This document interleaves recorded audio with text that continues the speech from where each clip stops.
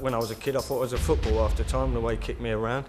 And I wanted to be able to stand up and protect my mum as well, was one of my things that inspired me to fight. So I'd like to know what his childhood was like, if it was tough, and how he got to be as tough as he is.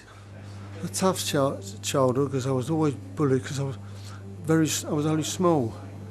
You know, I was schoolboy champion of Great Britain, but I was only 6'1" when I left school, you know, so, and small.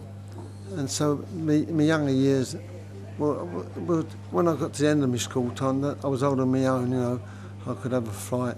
And I was a bit fiery, I must admit. Anybody had to say boo, because I was always small, I was whacking them. And it soon got around, that's that Roy Shaw, that's that Roy Shaw. We used to go to the Ilford Pally. We'd probably be in here about an hour, and next minute all else broke loose. And we'd all get slung out. And we'd out walk from the Pally, then we'd probably end up down the Iron's Head, right. And it'd be all happening here again. When he was 18, when he was just a welterweight, he was 10 and a half stone. Yeah, he used to walk through Bethnal Green, walk in the rising sun, and people used to think, oh, it's Roy Shaw. You know, in them days, at that age, everyone knew that if you had to have a row with Roy, it was all the way. You know, you had to fight for your life. Just to help the bouncers out if they had any trouble. And Billy Walker was one of the bouncers there and all, you know. But they had the big fire from Canyon Sound come down and causing trouble up there around Christmas time. New Year's thing, pulling all the blinds, the balloons and all that down. And I was on the run from Borstal and I was whacking them, and I cut me lip. And when the police come in, they was only too happy to get hold of me because I was on the run from Borstal. Roy, I'd like to ask you the question, from the minute you were born, as a little boy, as growing up, did you know you was a born fighter? Was it a natural talent that you had, or was it an aggression that grew in you?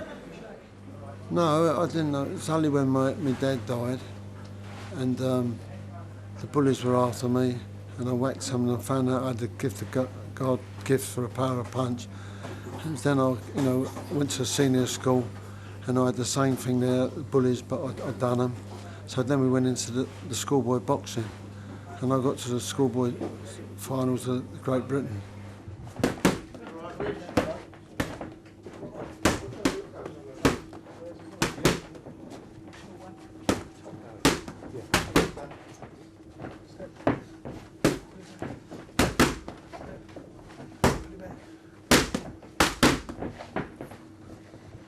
He's doing well, his hands up all the time, and a lot of people just start dropping around, but look, all the time he's coming up.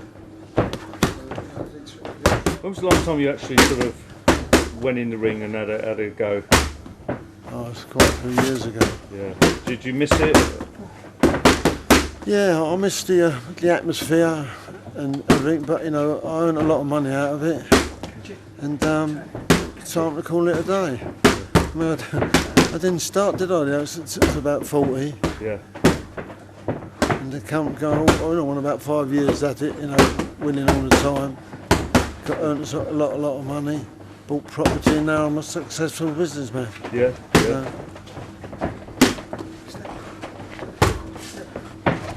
Unbelievable, the Amir Khans and the Kevin Mitchells, and that. Do you think they're as good as the fighters in the 70s and the 80s? No, I don't. You know, years ago there was some terrific fighters. The only one I think of off the head is Ricky Hatton. Now, you know, otherwise there's a lot of crap about, you know, nowadays. Yeah. But you know, on these unlicensed fights, now and again you get someone who's a bit tasty. I was always fit. I've only ever been 8 rounds once, because all the others have been knockouts. How much sparring do you think you should do before a fight then? Oh, plenty. Yeah. That is one of the main things, because you're getting all your time and your distance, your punches, everything. You know what I mean? I know when I was tired, in the later rounds, I always just go stuck that left hand straight, yeah. And it never missed.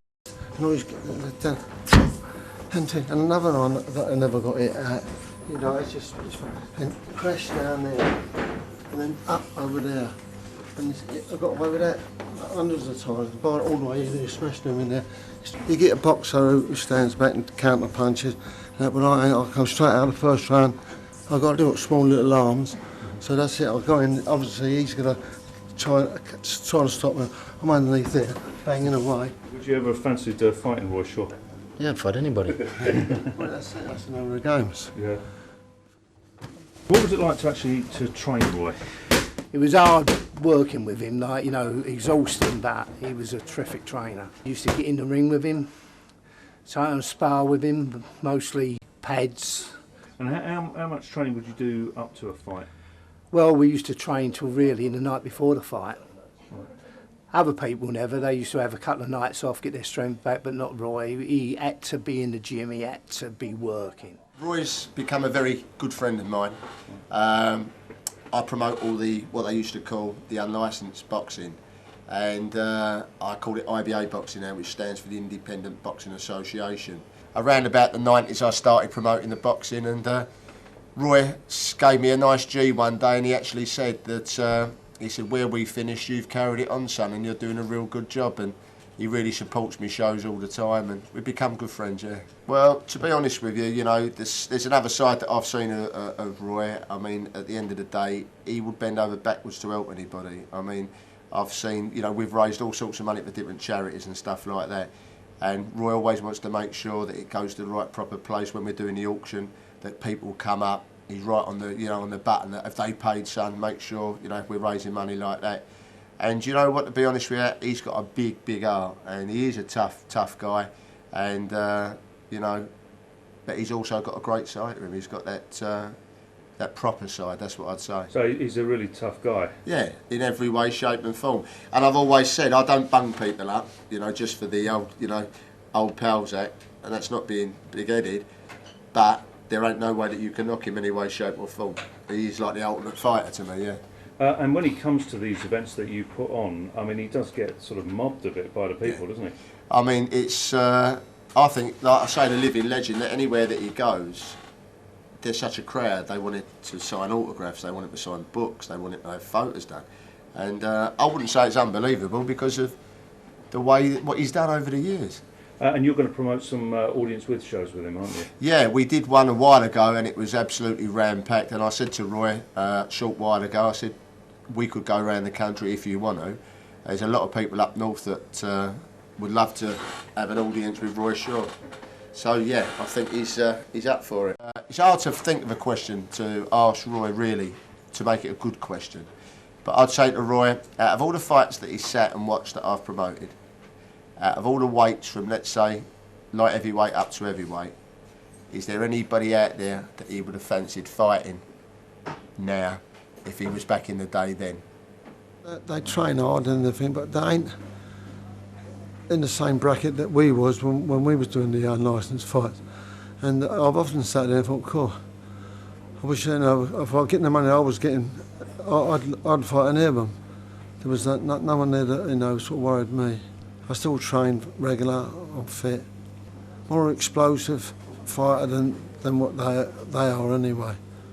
For everyone that's like, full of testosterone and likes to think they can really have it a little bit, Roy Shaw is the man, right? And your best performances are not when you was winning right from the start, it's when you almost had to get up off the floor. And I want to ask Roy, what do you think your best performance publicly ever was, right? Your favourite, your best performance where you think that was arsehole. You know, I want to know that one. Ron Stander. Yeah. Yeah, but he was third in the world. Right. He fought Joe Fraser for the title. So, well, I tell you what, I was fighting him, I was going, bang, and it was a, you know, a terrific right hand bang.